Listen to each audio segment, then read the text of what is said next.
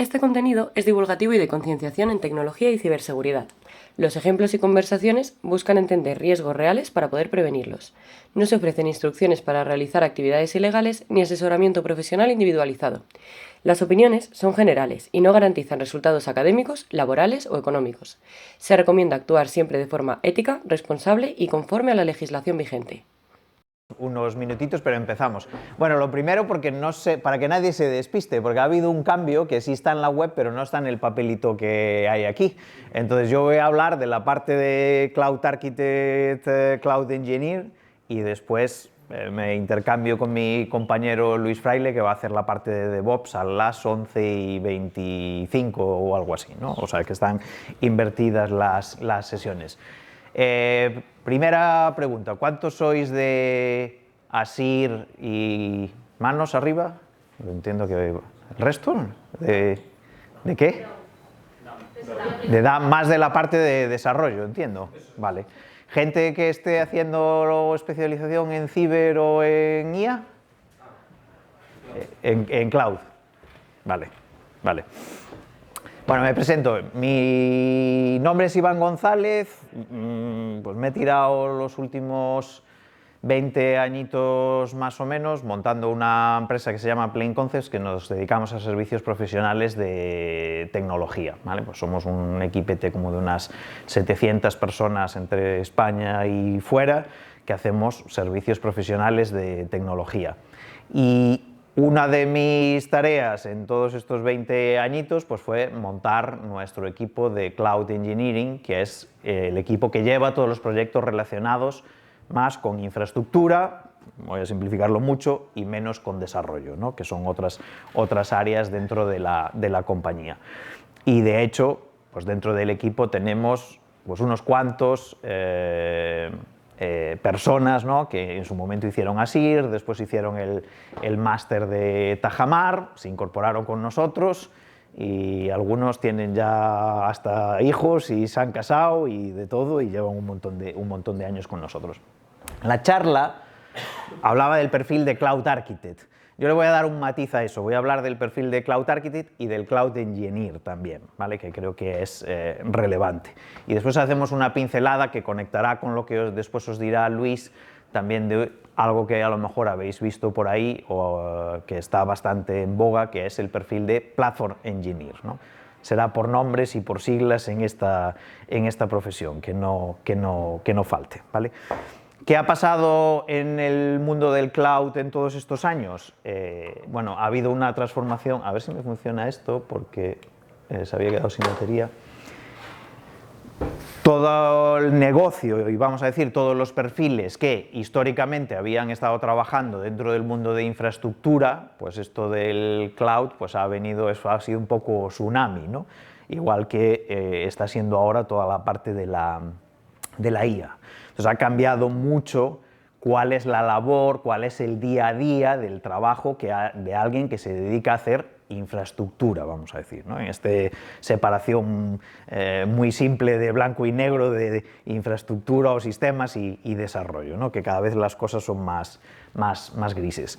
Esto ha implicado que hay gente que ha tenido que transformarse porque venía ¿no? Pues de una manera de trabajar, de unos skills un poquito diferente, y gente probablemente más como vosotros que tenéis casi la ventaja de que ya os habéis sumado en esta ola desde el principio, ¿no? y habéis ya, digamos, un poco desarrollado vuestra carrera con todo esto, ¿no? Perfil de Cloud Architect y perfil de Cloud Engineer, ¿vale? Voy a entrar un poco en la diferencia entre esto y qué es lo que hace cada uno.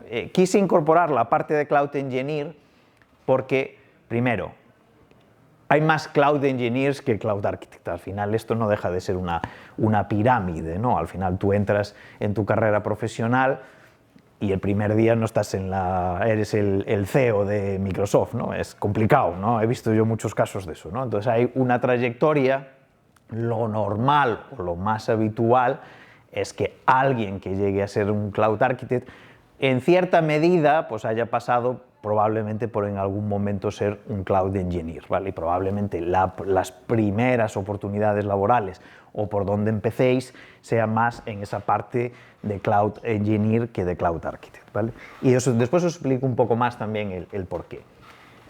Lo que ha pasado con todo esto del cloud y está pasando ahora con la IA es que pues hay un movimiento que al final ha generado una transición en las empresas de moverse de A a B, ¿no? Del mundo on-prem al mundo cloud, pero también mucha inversión adicional en las empresas por adoptar estas cosas, ¿no? Porque eso, al fin y al cabo, supone una serie de ventajas para ellos. Tampoco me voy a enrollar ahora en esa parte.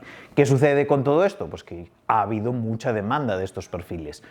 Y en los últimos años, y sobre todo en general, ¿no? Pues ha habido un ciclo hace unos años, en 2020, 21, 22, donde la demanda era brutal y sobrepasaba con creces la oferta de profesionales que había en el mercado para esto, ¿no? Por dos motivos, porque la inversión, es decir, el movimiento y la actividad que había en las empresas por hacer cosas en el mundo de cloud era muy grande, había escasez de profesionales, por dos motivos, porque no salían profesionales como vosotros formados nuevos en la cantidad necesaria y la gente que ya tenía conocimiento, pues claro, esto no es como Men in Black, ¿no? No te pones la luz azul y al día siguiente pasa de no saber nada a saberlo todo. Eso lleva un tiempo. Reciclarse profesionalmente y adquirir esos conocimientos, aunque tengas la base, pues no es inmediato, ¿no? Y bueno, pues ha habido un proceso en el que ha habido gente que se ha ido transformando ahí. Pero es cierto que había una escasez muy grande de profesionales, ¿vale? A ver, esto se apaga cada 2 por 3. El tema es que el cloud, aparte de muchas otras cosas, tenéis que pensarlo también como una manera diferente de hacer las cosas, ¿vale? No es donde ahora tengo un servidor aquí, tengo el servidor allí. No va de esto, no va de mover las cosas de A a B y lo que antes tenía on-prem, ahora lo pongo en el cloud, sino va de transformar la manera de trabajar. Porque ahí es realmente donde está el valor, ¿no? y la ganancia en cuanto a agilidad, en cuanto a capacidad de hacer cosas que antes no podías hacer, ¿no? Entonces, básicamente resumiendo, hablamos de un modelo más lento, ¿no? A un modelo más ágil, de un modelo centralizado donde alguien pedía una cosa a una persona y esa persona se encargaba, a un modelo más descentralizado donde cualquiera puede hacer muchas cosas. Y eso pues tiene sus implicaciones, ¿no? Porque si yo tengo un modelo centralizado, por ejemplo, controlar el coste es mucho más fácil, porque si solo una persona puede hacer algo, sé a quién le tengo que pedir la responsabilidad. Si hay 50 personas que pueden hacer ese algo, pues esa responsabilidad se difumina, ¿no? Entonces, ganamos muchas cosas, agilidad, a poder hacer cosas que antes no podíamos hacer, etcétera, pero también hay otras que se nos complican un poco, ¿vale? Voy a usar esto porque... La diferencia entre uno y otro, ¿vale? Y lo que os decía, al final estos roles normalmente los dos existen y los dos trabajan juntos de una organización, que puede ser que estén separados o a veces también se da el caso de que hay personas que puedan tener un poco los dos gorros. Cuando la organización es pequeña, pues muchas veces hay personas que tienen los dos gorros, ¿no? Al final es, oye, uno está más en lo terrenal y tocando y ejecutando y teniendo el detalle de la infraestructura y teniéndolo por la mano, y otro es el que se encarga muchas veces más de plasmar una visión, entender un problema, cosa que es relevante también, entender cuál es la necesidad, cuál es el problema, cuál es el contexto que tiene pues esa empresa o ese cliente y trasladar eso a una solución y dibujar esa solución en base al problema, ¿no? Por eso fijaros que aquí está más en la parte de estrategia y diseño, ¿no? De cuál es el problema, cuál es la solución y cómo la voy a implementar, y después el Cloud Engineer está mucho más en la ejecución, ¿no? En la construcción de esa solución que muchas veces el arquitecto ha definido, ¿no? Ahora, claro, ¿qué sucede en esta división de roles? Que tú entrar a ser un Cloud Architect cuando no has tocado un poco o palpado y conoces el detalle de las cosas, pues es un poco difícil, ¿no? Es como si yo me pongo a ser un arquitecto de casas, ¿no? y no tengo ningún conocimiento sobre ese sector o sobre esa industria, ¿no? No quiero decir que el arquitecto de casas no tiene que poner ladrillos para hacer casas. Aquí a veces no es lo mismo, pero también tienes que tener un conocimiento de haber tocado un poco lo que es el mundo cloud para tener esa experiencia y ese conocimiento. Por eso que muchas veces el camino de entrada es por aquí y cuando la gente va cogiendo experiencia y tiene ya cierto bagaje, pues puede saltar un poco a este otro perfil. También porque aquí os voy a enseñar después otra cosa que es importante, que es, hay una parte que es conocimiento técnico, pero hay otra parte que también es muy relevante en vuestra carrera, que es la parte de los soft skills, ¿no? De saber contar, de saber entender un problema, de saber explicar una solución, etc., ¿no? Entonces, el día a día del Cloud Architect, si lo veis, pues muchas veces estirarse un porcentaje importante de tu día en reuniones en las que lo que vas a hacer es dedicarte a entender cuál es el problema para después a partir de, y el contexto, ¿no? Y las circunstancias que pueda haber para después poder trazar el diseño de una solución, ¿no? Otro punto muy importante es estandarizar, que esto es importante en una empresa, sobre todo cuanto más grande es. Lo que no puede hacer es que en un entorno, imaginaros, de infraestructura o de cloud, donde pueda haber 300, 400, 1000 personas involucradas, que cada uno decida cómo quiere hacer las cosas, porque os podéis imaginar el caos que eso supone, ¿no? Entonces ahí hay un concepto de establecer un gobierno, establecer unas reglas, unas políticas que nos marcan un poco el terreno de juego de qué podemos hacer y cómo lo podemos hacer, y normalmente ese trabajo lo suele hacer un Cloud Architect. Y después un trabajo que hace muchas veces el Cloud Architect, porque claro, el folio y el PowerPoint lo aguanta todo, ¿no? Tú puedes decir, oye, pues mira, este problema, me imagino esta solución, la pienso, no sé qué, y la pinto ahí en un diagrama, en una presentación o lo que sea. Ya, pero después hay que ver si eso en la realidad efectivamente funciona como uno se espera, ¿no? Entonces muchas veces el Cloud Architect, parte de su trabajo es validar esos supuestos, ¿no? Es decir, oye, yo tengo un problema, pienso en una solución y voy a montar una prueba o voy a hacer test de ciertas asunciones para ver que eso efectivamente pueda funcionar. Ahí hay un tema que sí es relevante y es que a veces el Cloud Architect, como está construyendo infraestructura que, si pensáis, la infraestructura es para algo, no es un fin en sí mismo, ¿no? O sea, para una empresa esta parte es más un medio que un fin. Un fin puede ser, oye, tener una aplicación en la que gestiono mis facturas. Bueno, eso ya empieza a tener más pinta de un fin, pero el servidor que está ahí, si no lo usas para algo, no tiene un fin en sí mismo, ¿no? ¿Qué pasa? Que ahí muchas veces el que usa esa infraestructura son los equipos de desarrollo. Entonces, este perfil también tiene que tener una cierta capacidad de comunicarse con esos equipos, porque muchas veces no van a dejar de ser sus clientes internos, ¿no? Es decir, el que yo construyo algo para que esos otros equipos lo terminen utilizando para construir una aplicación o una solución final que sí tenga un fin o sí tenga un valor para el cliente. Entonces, esa comunicación con esos equipos de desarrollo es importante. Entonces, tener ciertos conocimientos a veces de desarrollo e incluso ser capaz, no de construir una aplicación, ¿no? El arquitecto no se va a encargar del desarrollo de la aplicación, pero sí probar o validar ciertas partes desde el punto de vista de quién lo va a utilizar, que son los desarrolladores, es importante, ¿vale? Y eso facilita mucho después la colaboración, que siempre es algo problemático, ¿no? ¿Qué hace el Cloud Engineer? Pues está más en, oye, vale, ya tengo los planos, sabemos lo que queremos hacer, pues lo que voy a hacer es desplegar esa infraestructura, ¿no? Y configurar esa infraestructura. ¿Cómo? No de manera manual. Ya nadie quiere hacer ese trabajo de manera manual. Es decir, nadie espera que el día de mañana vosotros, cuando lleguéis a una empresa, a la hora de configurar un sistema operativo de un servidor o desplegar unos recursos en cloud, lo hagáis con siguiente y siguiendo un wizard, ¿vale? Eso, no sé si conocéis este concepto de infraestructura como código, ¿os suena este concepto? Es básicamente definir qué es lo que quieres desplegar. Eso se escribe como una serie de plantillas que no es como un lenguaje de programación, es un lenguaje de marcado, ¿no? de etiquetas que dicen qué es lo que quiero, y una vez que yo eso lo tengo, lo puedo hacer n veces, ¿vale? Una vez que yo digo, mira, esta es la infraestructura que quiero y lo tengo eso en una plantilla de Terraform, no sé si os suena, es una tecnología y más para hacer esto, pues puedo desplegarlo tantas veces como quiera y además me voy a asegurar de que todas esas veces lo voy a hacer exactamente igual, porque claro, cuando hago las cosas a mano, pues a lo mejor ahora alguien me entra una llamada y me despisto y el paso 4 me lo salto y aquello después resulta que ya no funciona, ¿no? Entonces nos asegura un estándar y nos asegura el poder reproducir el cómo eso está montado. Después hay muchos temas alrededor de la infraestructura, ¿no? Pues de configuración de redes, de seguridad, de la identidad que afecta a la seguridad.